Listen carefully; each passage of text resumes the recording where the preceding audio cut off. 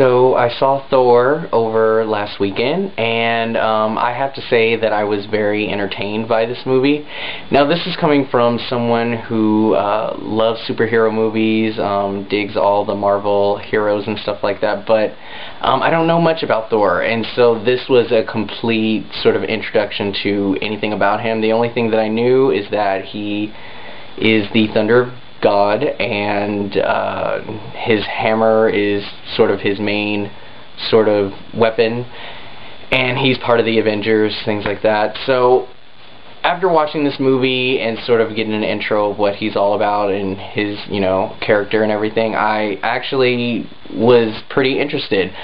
The story about him and wanting to be king and his sort of sibling rivalry with his brother, the god of mischief, Loki, and yeah, I thought it was good. I enjoyed the visual aspects of it. I thought it had great special effects. I thought the acting was great. They couldn't have picked a better person to play Thor.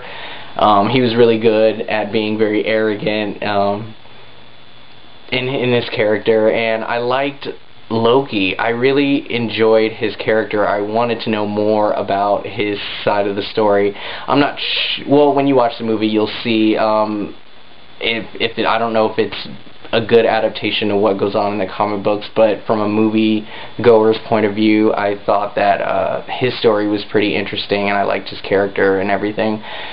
So, yeah, I'm going to give this movie a complete 5 out of 5 out of entertainment value. I believe that it served its purpose in the genre aspect of it. It was a great superhero movie, and the acting and writing was good.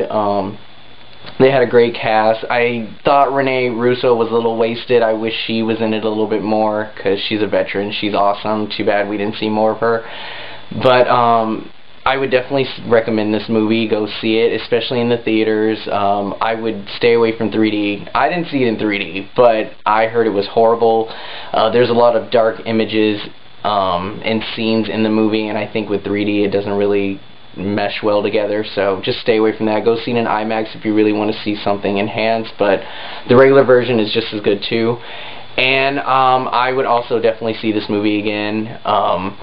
So even though it got a 5 out of 5, that doesn't mean it was the best movie. It doesn't mean that it was great. I heard a lot of hype that this was a really good superhero movie, and compared to the other ones that I've seen in the past, this wasn't my favorite, but that might be partially because I don't know Thor from comic books or anything like that. But overall, again, this was really entertaining. I liked it, and there is a little something after the credits at the very end. It's a short little scene. It doesn't really foreshadow anything about a new character or the Avengers, but there is something a little added to the Thor story.